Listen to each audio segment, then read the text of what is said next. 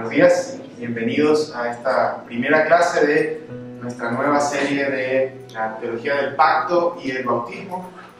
Esta primera sección se titula Yo seré tu Dios y tú serás mi pueblo, y va a consistir de 4 lecciones. Antes de empezar con eso, les invito a que nos dirijamos a nuestro Dios en oración. Oremos. Dios y Padre nuestro, Rey del cielo y de la tierra, estamos delante de ti porque te necesitamos, porque al acercarnos a tu palabra y a meditar en todas estas verdades que, por profundas que sean, son muy importantes para nosotros, nos reconocemos insuficientes para eso.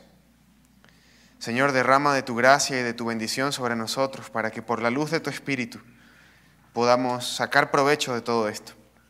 Bendice a esta preciosa congregación tuya, bendice a esta comunidad de tu pacto, reunida para que tú seas nuestro Dios y nosotros seamos tu pueblo. Ten piedad de nosotros, te pedimos por Cristo Jesús, y acompáñanos con tu presencia y tu guía durante esta clase. Amén. Querida iglesia, como les anticipaba, hoy estamos por empezar la primera lección de la primera sección, y para eso les voy a explicar un poco cómo se va a dividir esta serie de estudios.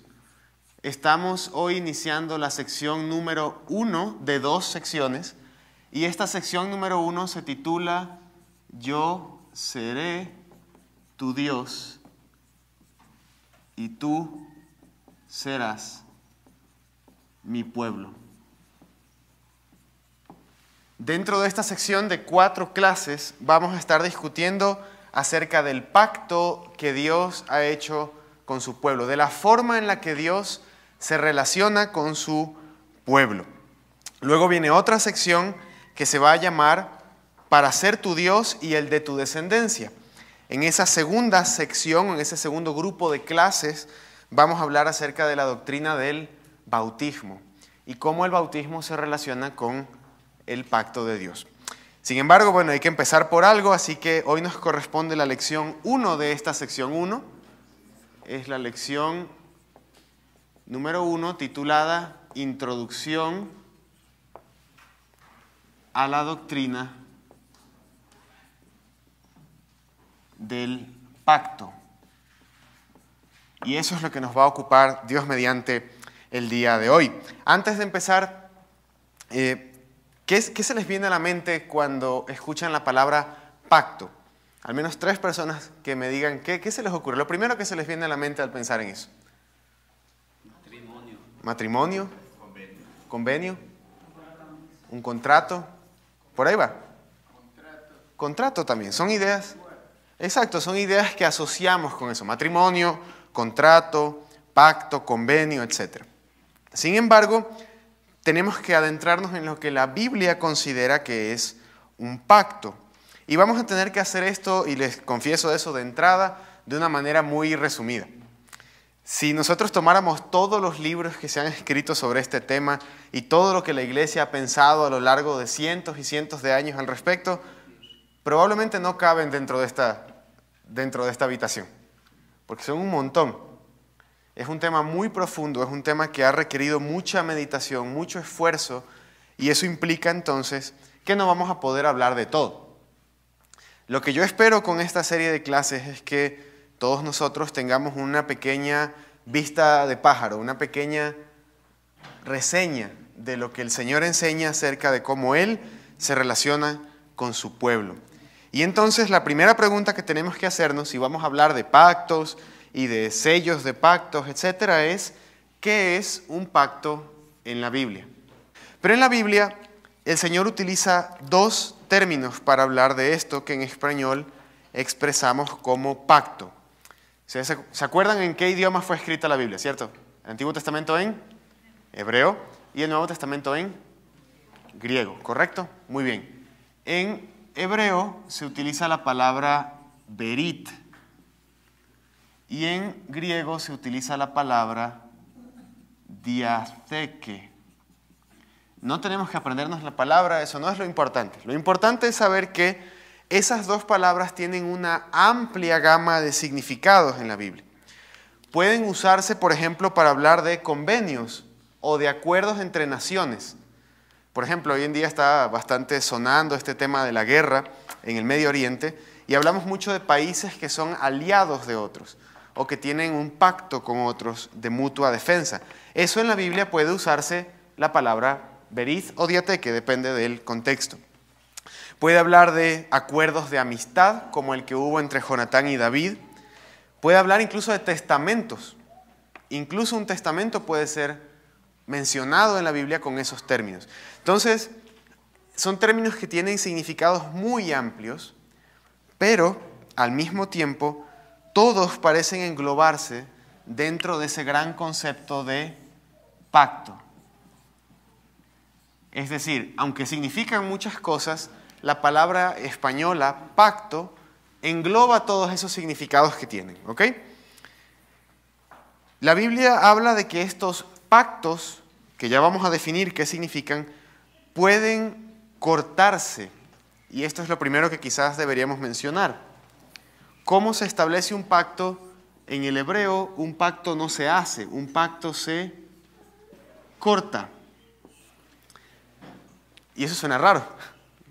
Cuando nosotros hablamos de hacer un acuerdo con alguien, yo no le digo a nadie vamos a cortar un acuerdo. Le digo vamos a hacer, a establecer, a firmar, pero no a cortar. ¿Por qué se utiliza esta palabra cortar? Bueno, podemos dirigirnos a Génesis 15 para saber eso. En Génesis 15, como ustedes ven el título que aparece en sus Biblias, Dios viene a hacer esta gran promesa a Abraham de darle un hijo. En el versículo 1, Él le dice, no temas, Abraham, yo soy tu escudo y tu galardón será sobremanera grande. Y Abraham entonces le responde al Señor y le dice, ¿qué me darás si yo soy sin hijo? ¿Cómo tú vas a ser mi galardón? ¿Cómo tú vas a ser mi premio si yo no tengo ni siquiera un hijo que herede todo esto? El Señor entonces le responde que un hijo suyo va a heredar. En el versículo 6 se dice que Abraham creyó a Dios, pero fíjense lo que el Señor hace después, en el versículo 9. Tráeme una becerra de 3 años y una cabra de 3 años y un carnero de 3 años, una tórtola también y un palomino. Y tomó él todo esto y los partió por la mitad. Y puso cada mitad una enfrente de la otra, mas no partió las aves. Y bueno, luego sigue una escena muy extraña, donde por no leerlo completo y por temas de tiempo, Abraham se queda medio dormido y Abraham ve como una antorcha pasa en medio de las mitades de animales que él había cortado. Y esto parece una escena tremendamente rara para nosotros, o sea, no vemos eso y nos suena extraño. Hay que entender un poquito entonces del contexto cultural en el que esto pasó. En ese contexto cultural, para hacer un acuerdo entre dos personas, lo que se hacía era que se mataban una serie de animales y se ponían en una especie de pasillo, la mitad aquí, la mitad acá. Y en medio de ese pasillo pasaban las dos personas que estaban haciendo un acuerdo. Supongamos que era un rey de una nación y un rey de otra nación, y querían hacer un acuerdo de ser aliados. Mataban a estos animales, ponían una mitad aquí y pasaban los dos. ¿Por qué hacían eso? Porque era una manera de simbolizar que así como la muerte había venido sobre esos animales, si uno de ellos no cumplía el pacto, si uno de ellos traicionaba ese acuerdo, tendría que ser muerto también. Tendría que sufrir ese mismo castigo. Era una manera de decir, así como este animal fue partido a la mitad, que así se me haga a mí también si yo no cumplo con este pacto. Ahora, en el caso de Abraham es interesante y vamos a hablar de eso más la próxima semana, porque Abraham no pasa. El único que pasa es Dios, bajo el símbolo de una antorcha. Pero el punto es que los pactos se cortan, y allí en el hebreo se utiliza esa palabra, se cortó un pacto entre Dios y Abraham para demostrar el costo de ese pacto. Cuando hablamos de que un pacto en la Biblia se corta, nos referimos al hecho de que alguien tiene que sangrar, alguien tiene que morir para que se establezca un pacto. Por eso se dice en el idioma original que el pacto se corta. Otra palabra que se usa es que se establece. Y esta palabra tiene la idea de firmeza, ¿no? de fundamento. Cuando también Dios le dice a Noé en Génesis 6, estableceré mi pacto contigo, la idea ya no es tanto la sangre, como cuando se habla de cortaré este pacto, sino la firmeza. ¿Por qué les digo todo esto? Y yo sé que suena como un montón de información en muy poco tiempo. Todo esto se los digo para que empecemos a ver que cuando la Biblia habla de un pacto, aunque todavía no hemos definido qué significa, habla de algo que cuesta, algo que es de vida o muerte, y habla de algo que es firme. Muy bien. ¿Hasta ahí alguna pregunta o duda? Firme significa que no cambia. Que no cambia, que es estable. Exacto. De hecho, estable podría ser una palabra más correcta ahora que usted menciona. Al final, entonces, reuniendo toda la evidencia de todo lo que la Biblia dice respecto a los pactos, los teólogos han dado distintas definiciones.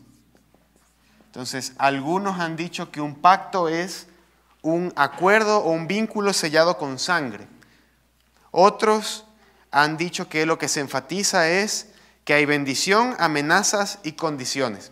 Todo eso es cierto, pero vamos a quedarnos con esta definición para el resto de este curso y por eso es muy importante que usted la tenga clara. Vamos a usar la definición de un teólogo llamado J.I. Packer. El nombre no se lo tienen que acordar, no importa.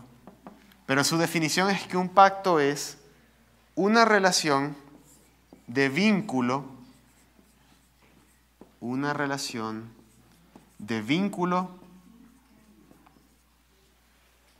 mutua, de compromiso, voluntaria y que enlaza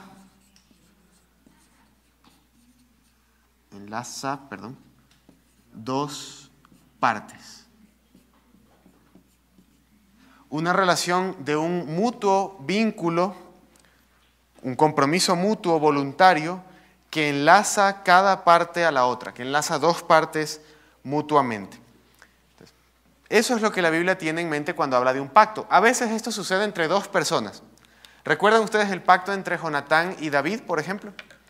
Jonatán y David hacen un pacto donde no hay sangre, no hay sacrificio, no hay nada, pero ellos se comprometen a que David va a hacer misericordia a la casa de Jonatán y Jonatán va a hacer misericordia a la casa de David siempre que puedan.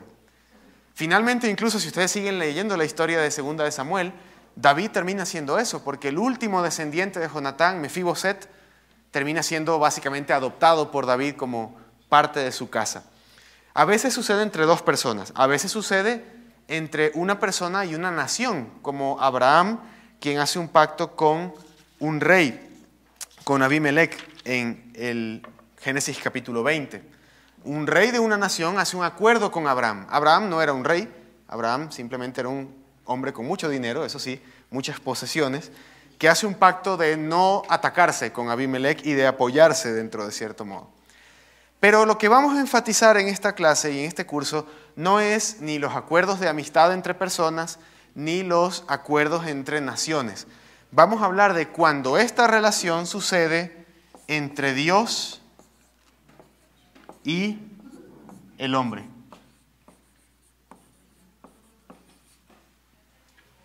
Y eso es lo que nos interesa.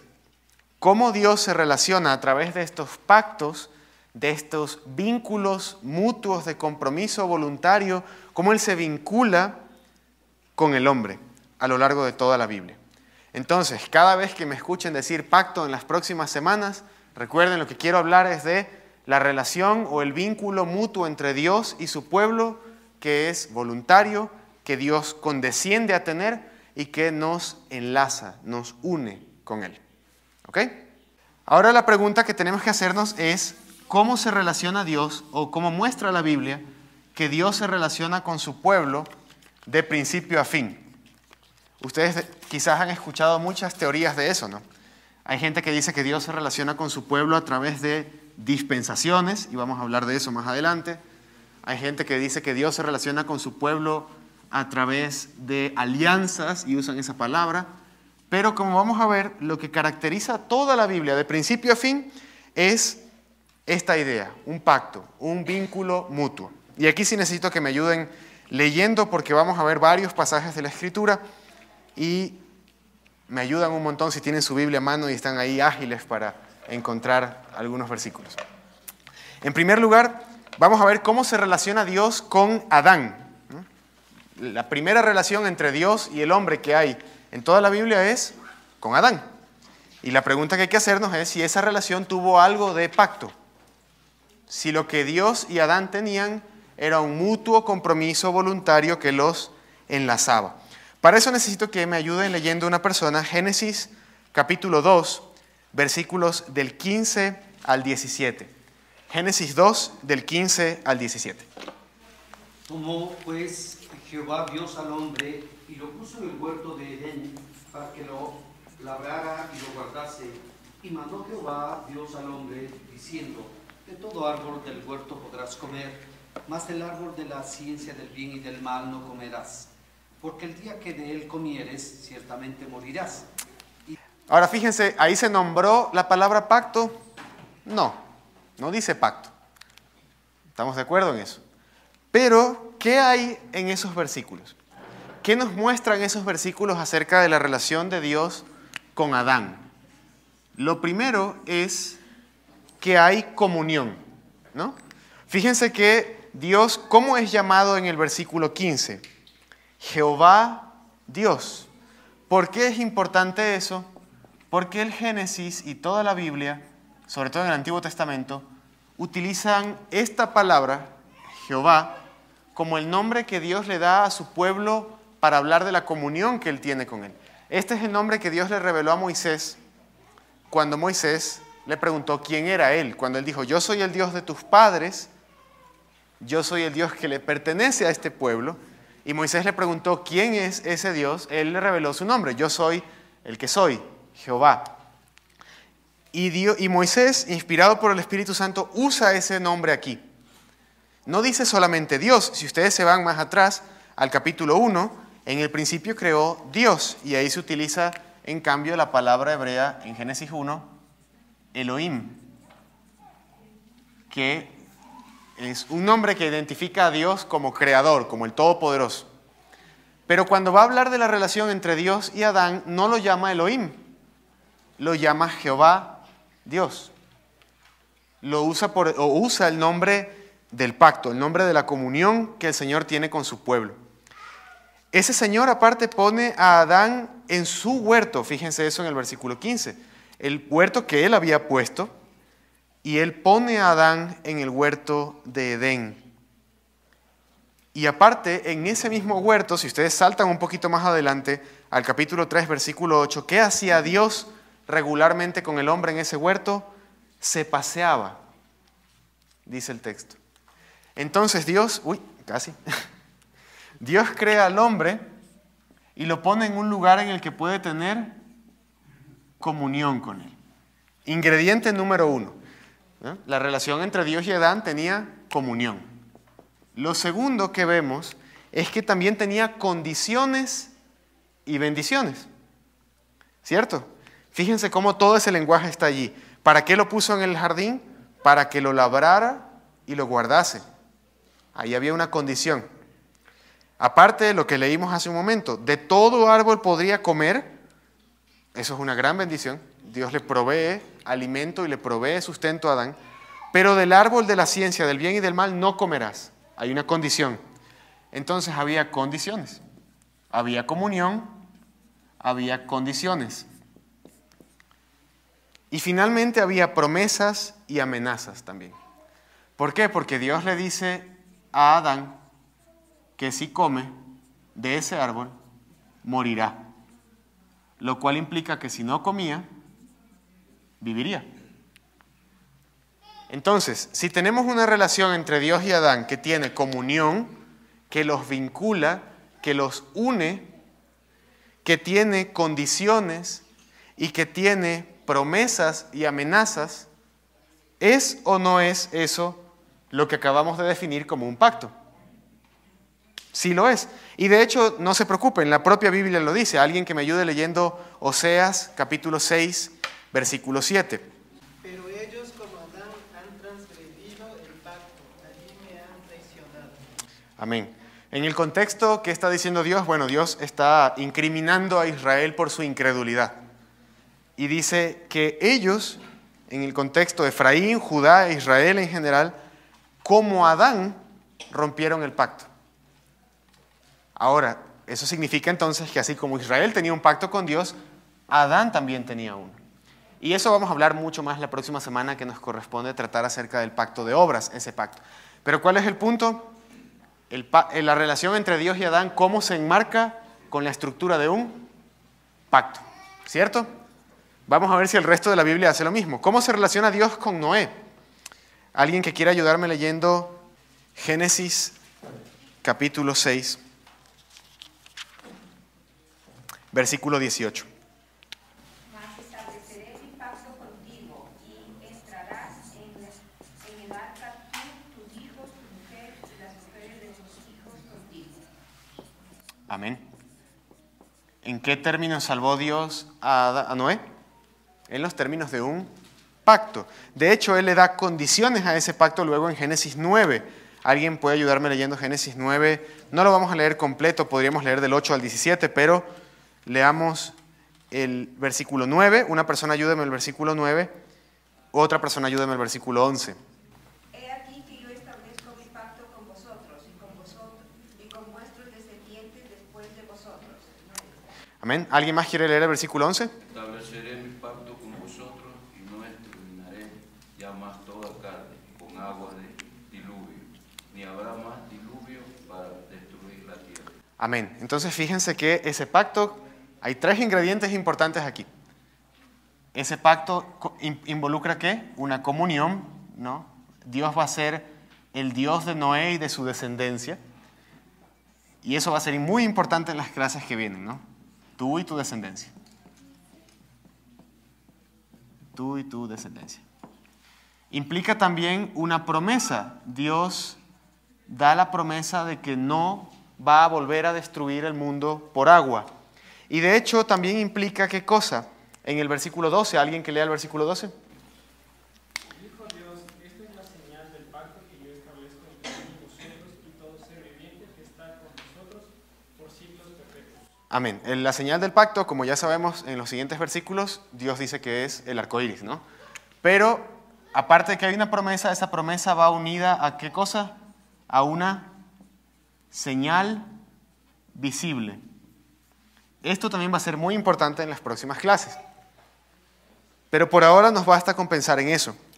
Dios hace un pacto con Noé y con su descendencia que incluye comunión, promesas y también incluye condiciones, ¿no? Porque luego el Señor también, un poco antes de esto, en el capítulo 9, le había dicho a Noé que la condición que habría aquí era que Dios le iba a dar todo lo que se mueve como alimento, pero que todo aquel que matare a un hombre, por otro hombre debía ser muerto.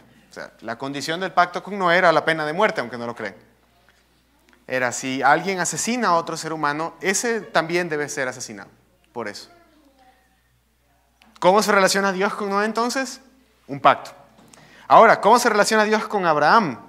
Y aquí quisiera ver un par de versículos, de capítulos. Seguimos en Génesis igual.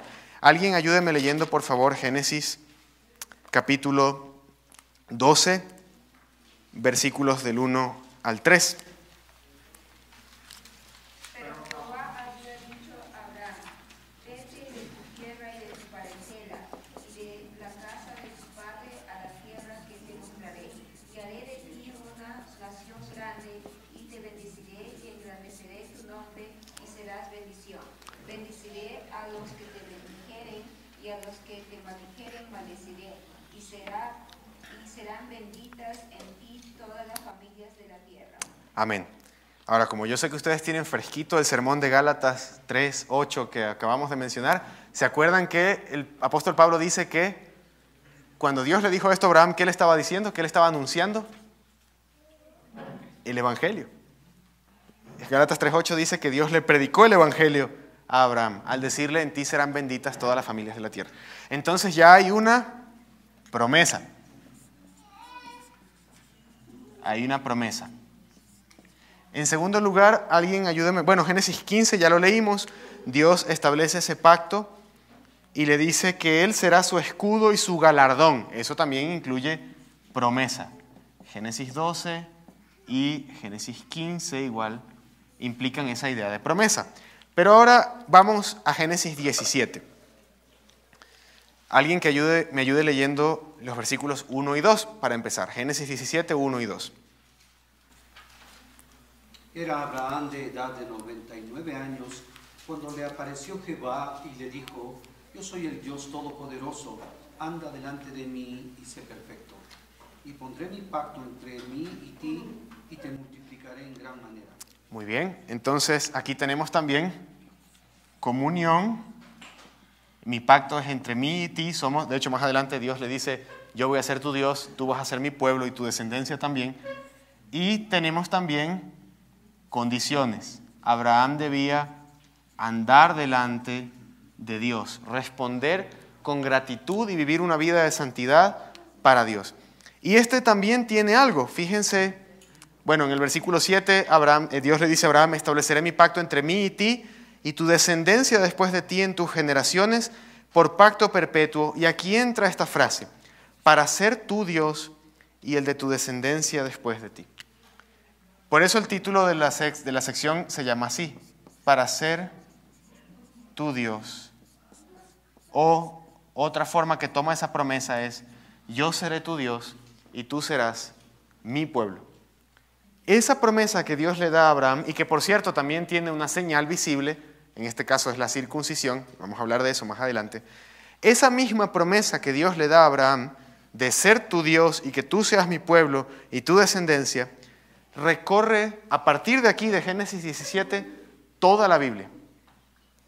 Una y otra vez se repite como la misma promesa que Dios da para garantizar que hay comunión entre Él y su pueblo. Y todo lo que Dios hace en adelante en la Biblia tiene el objetivo de garantizar esto: que Él pueda ser nuestro Dios y que nosotros podamos ser su pueblo.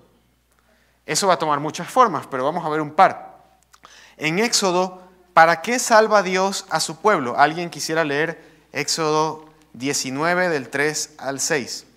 Yo sé que estamos leyendo un montón de versículos y vamos a recorrer toda la Biblia hoy, aunque no lo crean, de una manera muy saltando de un pedacito a otro, pero es importante que tengamos este panorama general. Éxodo 19 del 3 al... de hecho no leamos del 3 al 6, es bastante. Leamos del 5 al 6. Ahora pues, si diereis oído a mi voz y guardareis mi pacto, vosotros seréis mi especial tesoro sobre todos los pueblos, porque mía es toda la tierra. Y vosotros me seréis un reino de sacerdotes y gente santa. Estas son las palabras que dirás a los hijos de Israel. Amén. Ahora, un poquito antes, en el 4, el Señor les está hablando, y desde el versículo 1, de lo que Él había hecho al sacarlos de Egipto. Entonces, ¿para qué Dios sacó a Israel de Egipto, según este texto? Para que sean su pueblo, su especial tesoro, dice Él. Para que sean su propiedad por encima de todas las naciones y los pueblos de la tierra, y para que sean para Él un reino de sacerdotes, gente santa. Dios salva para garantizar ¿qué cosa? Que Él pueda ser nuestro Dios y que Israel en ese caso sea su pueblo. En 2 Samuel 7, David acaba de vencer a sus enemigos.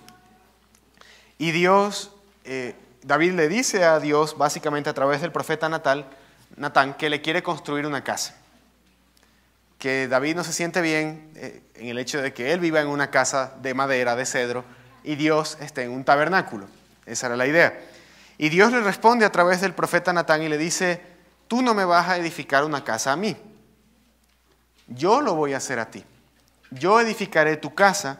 ¿Y cómo voy a hacer esto? Y bueno, les dejo de tarea que lean el capítulo completo porque es muy largo para que nos dé chance de hacerlo ahorita. Dios le promete a David entonces que lo va a hacer garantizando que un hijo suyo se siente siempre en el trono de Israel, de su pueblo.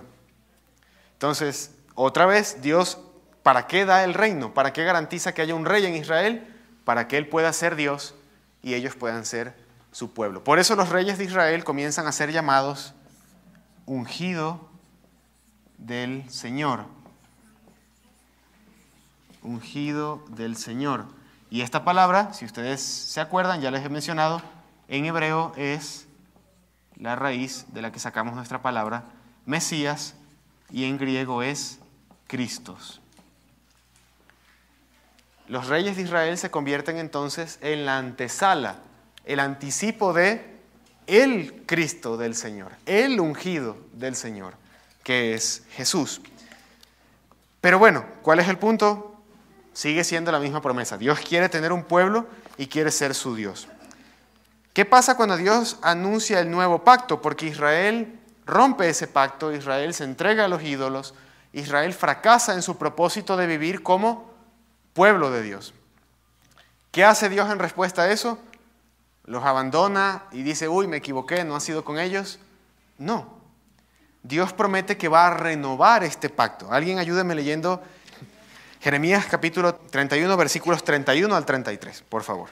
He aquí que vienen días, dice Jehová, en los cuales haré un nuevo pacto con la casa de Israel y con la casa de Judá, no como el pacto que hice con sus padres el día que tomé su mano para sacarlos de la tierra de Egipto, porque ellos invalidaron mi pacto, aunque fui yo un marido para ellos, dice Jehová. Pero este es el pacto que haré con la casa de Israel después de aquellos días, dice Jehová. Daré mi ley en su mente y la escribiré en su corazón, y yo seré a ellos por Dios, y ellos me serán por pueblo. Amén.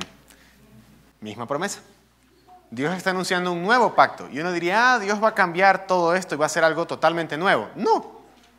Dios está renovando, ¿qué cosa? La misma promesa. Yo voy a ser el Dios de ellos van a ser mi pueblo. Y cuando ese nuevo pacto se cumple en el Nuevo Testamento, en la obra y la persona de Cristo, vayamos a Lucas 22, versículo 20. De igual manera, después que hubo cenado, tomó la copa diciendo, esta copa es el nuevo pacto en mi sangre, que por vosotros se derrama. Amén. Entonces, ese nuevo pacto anunciado por Jeremías, Cristo lo declara como cumplido en su sangre. Esa misma promesa de que Dios va a ser nuestro Dios y nosotros vamos a ser su pueblo se cumple en la sangre de Cristo. La misma promesa. Por eso el nombre que se le pone. Por eso el ángel le anuncia a José en Mateo 1 que este es el cumplimiento de Isaías capítulo 7. Será llamado su nombre Emmanuel, Dios con nosotros. Y finalmente, cuando llegamos al final de la Biblia, Apocalipsis capítulo 21, ¿cómo termina la Biblia? ¿Cuál es el gran panorama que nos deja la Biblia al final en Apocalipsis 21, versículos 2 al 3? Les leo ese pasaje. Apocalipsis 21, del 2 al 3. Y yo, Juan, vi la santa ciudad, la nueva Jerusalén, descender del cielo de Dios, dispuesta como una esposa ataviada para su marido. Esta es la iglesia, si vemos el versículo 1, esta es la esposa. Y oí una gran voz del cielo que decía, he aquí el tabernáculo de Dios con los hombres, y Él morará con ellos, y ellos serán su pueblo, y Dios mismo estará con ellos como su Dios. Acabamos de ir desde Génesis hasta Apocalipsis, literalmente. Hablamos de la ley, los profetas, los evangelios, y finalmente en el último libro de la Biblia, la misma promesa unifica toda la Biblia. Y aquí entonces viene la gran pregunta para nosotros. ¿Cómo se relaciona entonces Dios con su pueblo? ¿Cómo se presenta la Biblia a nosotros? Como un montón de historias distintas de cómo Dios trató de salvar a Abraham, cómo Dios trató de salvar a Israel, cómo Dios trató de salvar a David, y como no pudo, entonces trató de salvarnos a nosotros distintos. No. La Biblia se presenta como una unidad en la que Dios decidió hacer esto. Dios decidió ser nuestro Dios y que nosotros seamos su pueblo. Él lo decidió y Él garantizó eso como sea. A costa de la muerte de su único hijo, lo garantizó. Y Apocalipsis nos da el panorama donde toda la batalla termina, donde ya se acabó la lucha por esto, donde ya Dios venció definitivamente el mal, ya no hay mal, ya las cosas pasaron, como dice el resto de ese texto, las cosas viejas pasaron. Y el cuadro final es Dios habitando en medio de su pueblo. Y si ustedes siguen leyendo Apocalipsis, hay descripciones hermosas. Apocalipsis dice que no habrá necesidad ni siquiera de sol, porque el Cordero es la lumbrera. La comunión entre Dios y su pueblo es tan grande que ya están en una sola cosa. El cielo y la tierra, el nuevo cielo y la nueva tierra se funden en una sola cosa. Porque Dios cumplió su promesa de ser nuestro Dios y el de nuestra descendencia. Ahí termina la segunda sección de la clase. Nos falta una última antes de concluir. Pero hasta ahí quisiera saber si hay preguntas o dudas respecto a todo esto. O algún comentario que quieran hacer, algo que no está claro. Sé que fue un panorama bien rápido, así que fue rápido. Y ahí viene una cosa. ¿Por qué fue rápido? No es que les voy a dejar aquí la siguiente semana se acabó y espero que se acuerden, ¿no? Esto es simplemente la introducción para responder a una pregunta. A la pregunta de cómo Dios se relaciona con su pueblo. Esto no es una explicación detallada de eso. La próxima semana vamos a pensar de hecho vamos a pasar toda la clase hablando solo de Dios y Adán. Y luego en la siguiente semana vamos a pasar hablando de el pacto entre Dios y su pueblo en el Antiguo Testamento. Y luego la cuarta semana vamos a pasar hablando del pacto entre Dios y su pueblo en el Nuevo Testamento, el nuevo pacto. Entonces todo lo que vimos hoy lo vamos a volver a revisitar si ustedes quieren, pero con detalle. El punto de hoy es que quiero que empecemos esta lección o este curso con esta idea clara. Dios ha elegido esta manera para relacionarse con su pueblo. Un mutuo compromiso voluntario que enlaza a dos partes en una relación de promesas, de condiciones y de comunión. ¿Sí? Así se presenta la Biblia de principio a fin. ¿Alguna otra pregunta, duda, comentario, objeción? Perdón, el pacto en algún sentido más bien no sería de Dios hacia el hombre, y lógicamente que Él responde, pero no veo, por ejemplo, que el hombre esté haciendo algo en ese punto. No pasa, no establece el pacto con Dios, sino que Él es el que hace todo. Exacto, el hombre es receptor solamente. Exacto, porque en los pactos que nosotros decimos, aunque ahora es más complicado, ¿no? Los matrimonios, los divorcios y toda la cosa, los acuerdos que uno hace de palabra o a veces hasta con firmas, y todo eso se cae, ¿no? Uh-huh. Pero sin embargo es entre dos personas. Sí. Pero en el caso de Dios y del hombre no vemos ese en sí mismo que... Exactamente.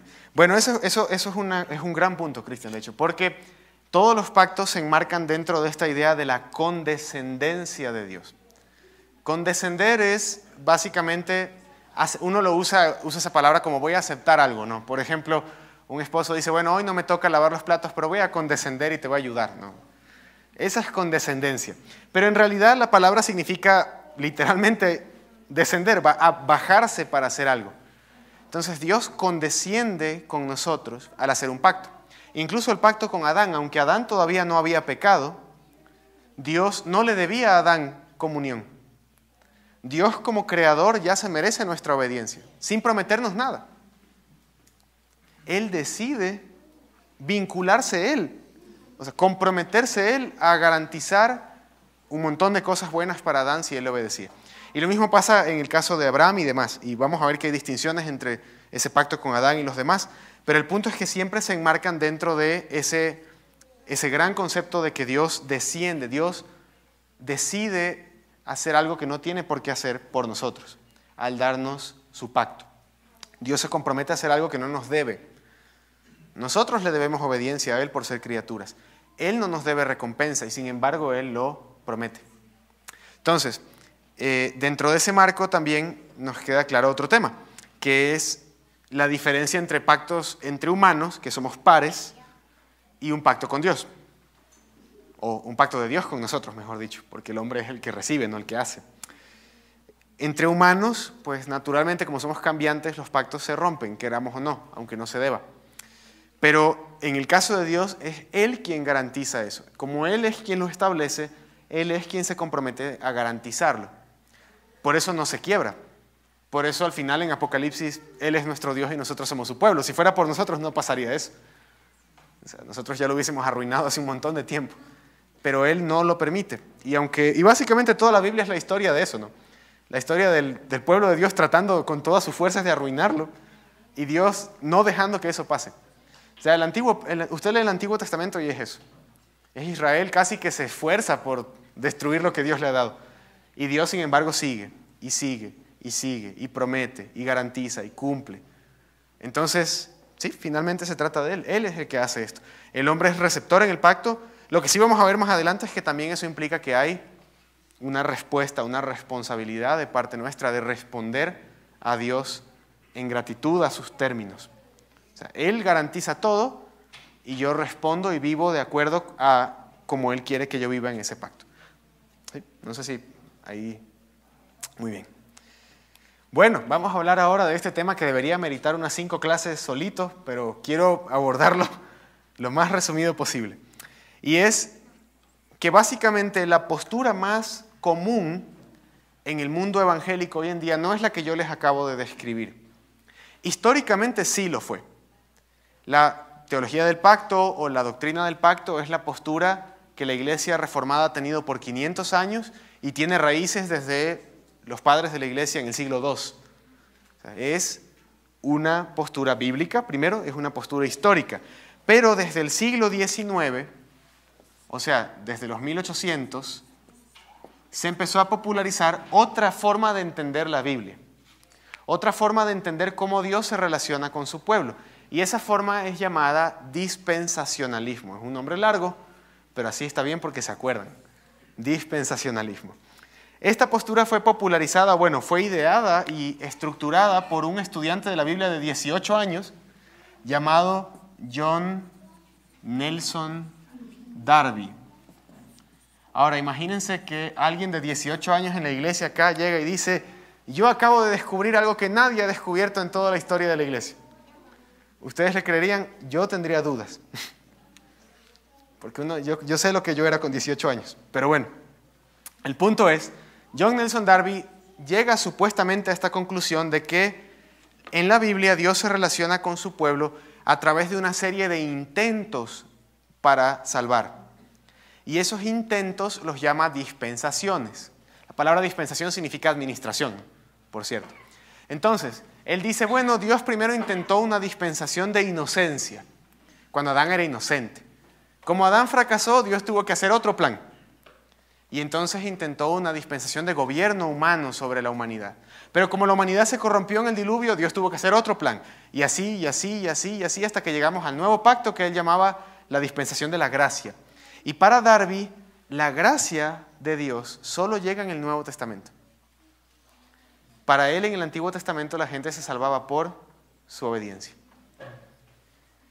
Contra Gálatas y todo lo que hemos estado predicando por meses ya.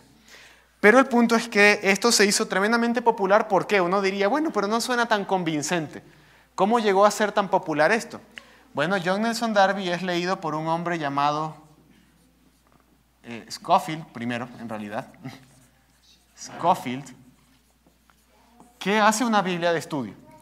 Y en esa Biblia de estudio empieza a poner todo lo que él considera que es cierto de Darby, incluyendo la idea de que Dios tiene 2 pueblos. Ya vamos a hablar de eso. Esta Biblia de estudio de Scofield, que seguro incluso alguno acá la tendrá en su casa porque era bien famosa antes, esa Biblia de estudio de Scofield es financiada, entre otras, por el movimiento sionista, que era el movimiento básicamente que creía, o cree hasta ahora, no solo en la restauración del Estado de Israel, sino en la supremacía del Estado de Israel. Ese movimiento financia esto porque, claro, le conviene un montón que haya un teólogo cristiano diciendo que hay 2 pueblos de Dios, vamos a llegar a eso, y gracias a que Scofield populariza su Biblia y se vuelve muy barata también gracias al apoyo de otros, muchos pastores en Estados Unidos terminan comprándola. Esto a principios del siglo XX. Cuando las misiones americanas llegan acá a América Latina, durante el siglo XX, mediados del siglo XX, las misiones más evangélicas, pentecostales me refiero, traen esta idea. Terminan siendo entrenados en esta idea. Y básicamente todo el movimiento evangélico, carismático y pentecostal y bautista de América Latina termina abrazando algo que no existía antes del 1800. Entonces la pregunta es, ¿qué diferencias hay entre esta postura y la que yo les acabo de describir y la que la Biblia presenta? Bueno, les voy a dar dos. Hay muchas diferencias y ahora el dispensacionalismo tiene un montón de variantes, entonces se ha vuelto difícil, pero hay dos diferencias esenciales. La primera es dos pueblos versus uno solo. Como ustedes acaban de ver, la Biblia presenta este marco de que Dios quiere ser nuestro Dios y que nosotros seamos su pueblo. Y eso va de principio a fin. La Biblia presenta un cuadro en el que Dios tiene un solo pueblo, que en el antiguo pacto estaba compuesto de judíos y gentiles, porque había la posibilidad de que los gentiles entren al antiguo pacto si se circuncidaban. En el caso de Ruth, por ejemplo, entró al antiguo pacto al casarse con Booz. En el caso de varios otros, entraron al antiguo pacto al circuncidarse. Entonces, en el antiguo pacto el pueblo de Dios estaba compuesto por judíos y gentiles.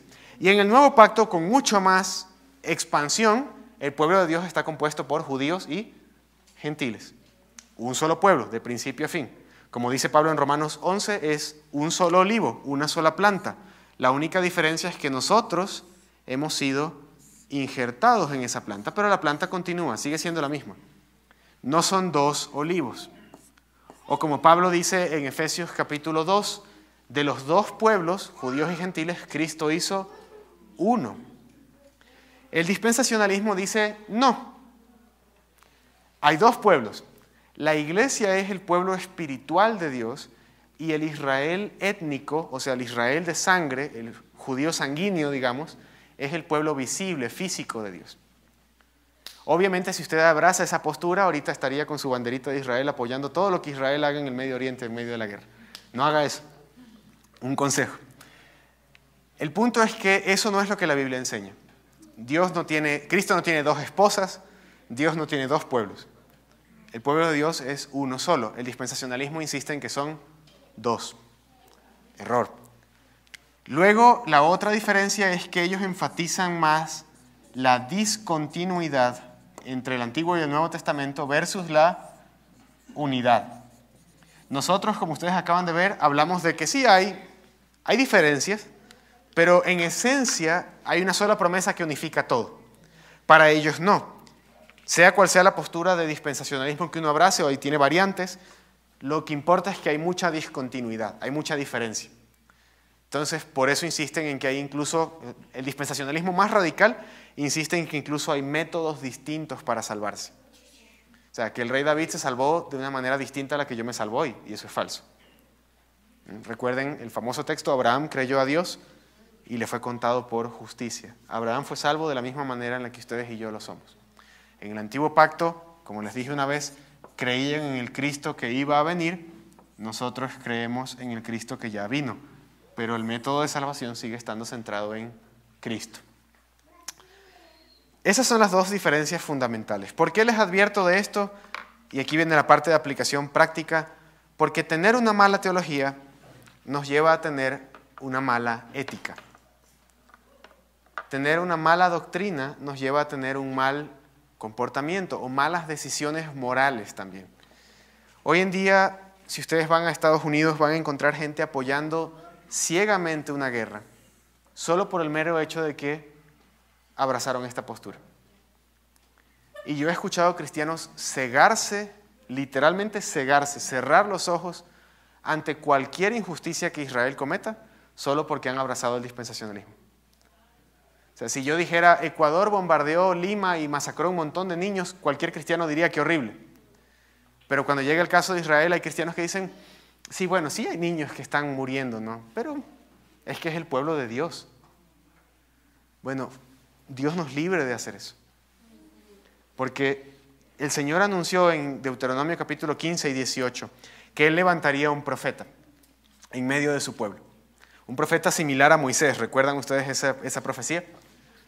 Dios le dijo a su pueblo, yo levantaré un profeta como Moisés, a él van a escucharlo. Y en el Hechos capítulo 3, Pedro nos dice que eso se cumplió en Cristo. Y nos dice lo siguiente en Hechos 3, en el versículo 22. Porque Moisés dijo a los padres: el Señor vuestro Dios os levantará profeta de entre vuestros hermanos como a mí. A él oiréis en todas las cosas que os hable. Y toda alma que no oiga a aquel profeta será desarraigada del pueblo. Y en el contexto, Cristo está hablando de que ese profeta es Cristo. Perdón, Pedro está hablando de que ese profeta es Cristo. Todo el que no oye a Cristo es cortado del pueblo. No es pueblo de Dios, sea cual sea su linaje sanguíneo. La Biblia no nos presenta a un Dios que está improvisando. La Biblia no nos presenta a un Dios que tiene que decir: y ahora Israel no se pudo salvar por obras, ¿qué hago? Bueno, me va a tocar hacer gracia, ya nada. La Biblia no presenta esa clase de Dios. La Biblia presenta a un Dios que desde el principio hasta Apocalipsis sabía y sabe lo que decidió y lo garantiza y lo cumple. Porque es su pacto, porque es su promesa y porque Él, que no puede mentir, se comprometió a hacerlo. Entonces, si hay una sola cosa que nos va a quedar de toda esta clase introductoria, rápida, a vuelo de pájaro, como les dije, que nos quede eso. La idea central de toda esta lección es que según el testimonio de la palabra de Dios, el Señor se relaciona con su pueblo, vinculándose a ellos por amor en un compromiso de pacto. Ese compromiso asegura que Él va a hacer todo lo necesario para que nosotros seamos su pueblo y Él sea nuestro Dios. Y entonces, conclusión de todo esto es que la Biblia presenta un solo plan, un solo pueblo y una gran promesa. De eso se trata todo y de eso vamos a hablar en las demás lecciones. Y de esto se va a desprender también lo que hablemos acerca del bautismo. Muy bien, entonces, como les decía, no se espanten con todo esto. La próxima lección, la lección 2, va a cubrir el pacto de obras, el pacto entre Dios y Adán. Cómo sucedió, por qué falló. Y luego vamos a empezar a cubrir la idea del pacto de gracia en el Antiguo Testamento y en el Nuevo Testamento. Esas son las primeras 4 lecciones. Luego vienen 5, donde vamos a enlazar todo esto que estamos aprendiendo con por qué y cómo la Iglesia Reformada entiende el bautismo, como una señal del pacto. Entonces, todo lo que hoy vimos a modo de introducción y con comentarios muy breves, lo vamos a ir, como quien dice, haciendo zoom en el resto de lecciones, ¿sí? Así que no se preocupen por eso. Lo que sí es importante, vengan el siguiente domingo igual temprano, porque si no, se van a quedar solo con esta clase que les mareó un poquito y no van a tener toda la parte detallada, ¿sí? Muy bien, ¿oramos? Amado Señor, Dios, fiel a tus promesas. Tú te has comprometido a ser nuestro Dios y el de nuestra descendencia. Tú te has comprometido a que nosotros seamos tu pueblo. Gracias, Señor, porque no lo merecemos. Gracias porque aunque tú no nos debías esto, has decidido entrar en este pacto. Gracias porque podemos confesar junto con David, desde el vientre de nuestra madre, tú eres nuestro Dios. Señor, concede que mientras esperamos ese día glorioso en que con la nueva Jerusalén el tabernáculo tuyo sea en medio de los hombres y vivamos para siempre en tu presencia, concédenos disfrutar mientras tanto de esa gracia, también aquí. Concédenos maravillarnos ante esta unidad de tu trato con el hombre, para que pensando en esto, descansando en esto, podamos adorarte mejor. Gracias por tus promesas, gracias por los signos y señales que nos has dado para cumplir y garantizar esas promesas. Te pedimos que te quedes con nosotros en el resto de esta mañana, mientras te adoramos a ti, mientras participamos del servicio de adoración de esta ceremonia, donde renovamos nuestro pacto contigo, donde renovamos nuestro compromiso a servirte y donde tú nos recuerdas tus promesas una vez más. Gracias, Señor, por este día de reposo y por todo lo que eres para nosotros. En Cristo Jesús, quien contigo, Padre, y el Espíritu, un solo Dios, vive y reina por siempre. Amén.